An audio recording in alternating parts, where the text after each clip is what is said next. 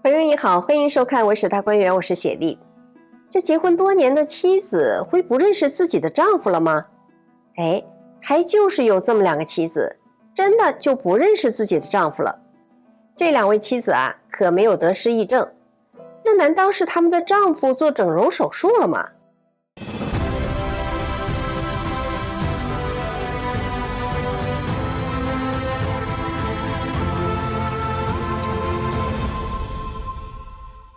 这是发生在春秋时期的一件事。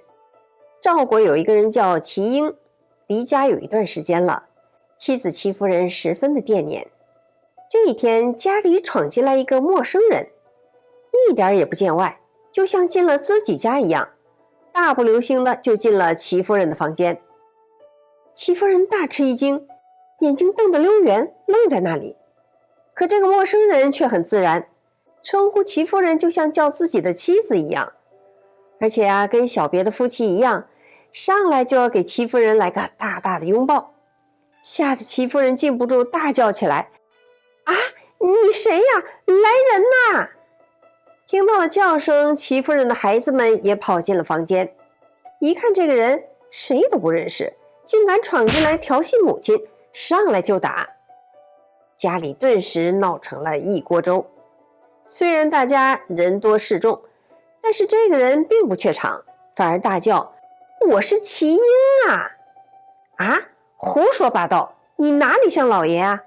不要说相貌不一样，连声音也不一样啊，这高矮胖瘦都不一样啊，没有一样对得上的。可是这个人坚持说自己就是齐夫人的老公，孩子们的爸爸，总之啊，就是齐婴。嘿，这可真是奇了。齐家人无奈，把这男人用小绳子捆起来，送到官府。按下这家不表，再来说说鲁国的一个人叫公户，他也是离家有一段时间了。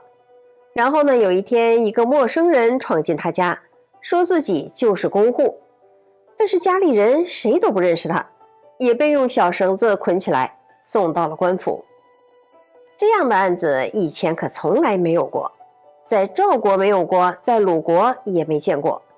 这一下子呀，弄得是沸沸扬扬，不仅鲁国和赵国无人不知，所有的诸侯国没有人不知道了。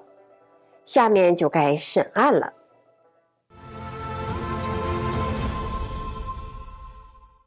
在赵国，那个自称齐婴的人就说了，他离开家呀，是因为生了一种病，谁治都治不好，就去找扁鹊治疗。在鲁国呢，那个自称公户的人也说了，他离开家也是因为生了一种病，谁治都治不好，就离家找扁鹊治疗。好，这一下有点眉目了，原来这一切都跟扁鹊有关。那么扁鹊干了什么，惹出了这个乱子呢？扁鹊其实没干什么坏事，就是把他们俩的病都给治好了。公户和齐婴在堂上叙述的经过呢，总结起来是这样的：这两个人是同时到扁鹊那里寻求治疗的。扁鹊不愧是神医啊，在他精心的治疗之下，这两个别人看不好的病人都给看好了。在扁鹊的诊所里啊，有一天他们同时痊愈了。公户和齐婴自然对扁鹊是感激不尽，扁鹊也很高兴，说：你们得的病啊，都是邪气从外部侵入了内脏，影响了脏腑造成的。本来呢，用药物针灸就可以治好的。两个人激动的点头，表示感谢，说：那别人不是也治不好吗？还是您强啊。不过扁鹊接下来的话可把这两个人又吓傻了。扁鹊说：不过啊，如今你们还有一种从胎里带来的病，它随着你们的生长而越来越明显了，不如现在就给你们治一治，你们看怎么样？两个人的心顿时就提到了嗓子眼儿。啊，什么病啊？您快把病情和治疗的疗效告诉我们吧。扁鹊对公户说：你呢，有远大的志向，但是性情柔弱，所以虽然擅长谋略，却谋而不断，做不了决定。又对齐婴说：你爸没有什么远大的志向，但是性情强悍，精力旺盛，所以凡事都欠考虑，武断专行。如果把你们的心相互交换一下，就都能完善了。听了这话，两人稍微安心了一点，但同时又陷入了沉思。说实在的，如果这番话是从别人嘴里说出来的，那没有什么好想的，上来就得给他一顿胖揍，这纯粹就是疯子嘛。不过呢，这可是从扁鹊嘴里说出来的话呀，是刚刚救了他们的性命，对他们有再造之恩的神医扁鹊呀。他们要是不信别人，还能不信扁鹊吗？这种可以使他们性格完美的机会，那可是机不可失，失不再来的呀。于是呢，他们就同意了。这样啊，在2000多年前的古代，扁鹊就要给他们做交换心脏的大型外科手术了。一切都准备就绪了。这一天呢，扁鹊给两个人喝了药酒，把两个人麻醉了3天，抛开胸膛取出了心脏，交换着放了进去，又用了一种神药擦上了。3天过后，宫户和齐英就都苏醒过来了。睁眼一看，手术已经做完了，一切如常，像原来一样，感觉真是好极了。这里啊，一定要给我们的神医来点掌声。于是呢，这两个人又是一番感谢，然后就告辞回家了。只是啊，有一点是始料未及的，那就是宫户回到了齐英的家，齐英跑到宫户的家去了。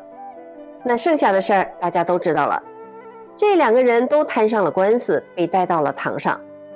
那么堂上的大老爷听了这番匪夷所思的供词，会怎么想呢？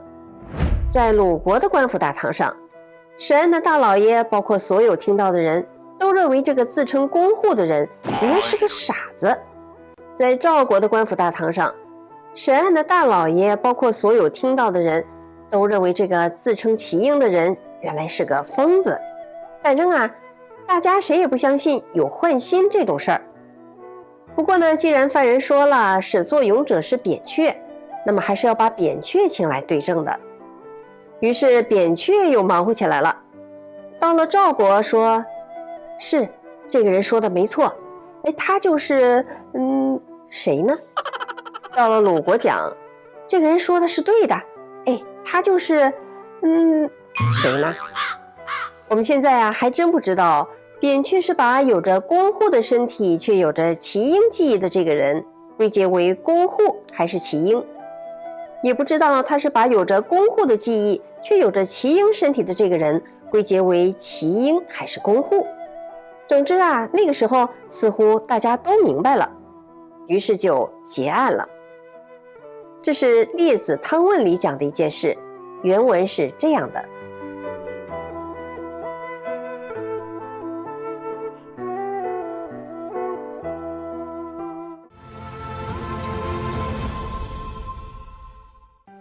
这件事是不是真的不能确定。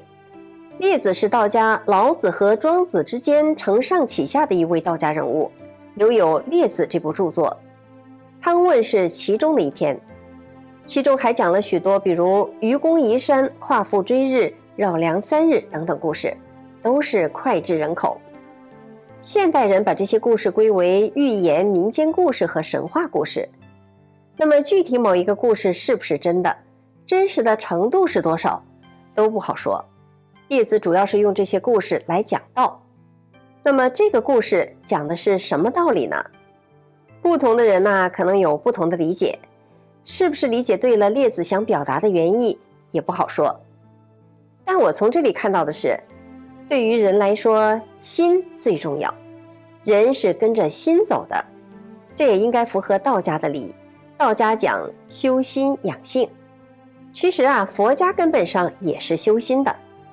然后呢，我们还想到的一点就是，现代医学认为心脏是把血液向全身各处输送的血泵，但是扁鹊认为心脏主导着人的意志和性格。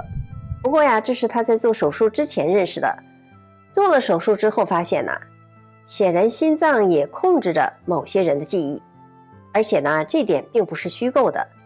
现代社会有人经过心脏移植手术之后改变了性格，甚至拥有了一些心脏原主人的记忆感受。类似的事情也是比比皆是。这说明了什么呢？人对自己的认识还非常的有限。这也让我们想起了苏格拉底一直问的问题：你认识了自己吗？叶子在2000多年前就写出那样的文章。不管手术本身是不是真的，但其结果却跟我们现代最前沿的科学研究不谋而合。不能不说，古人对人的认识比现代人更深。观众朋友，您是怎么看的呢？欢迎您在留言区发表您的看法。我是雪莉，我们下次节目再见。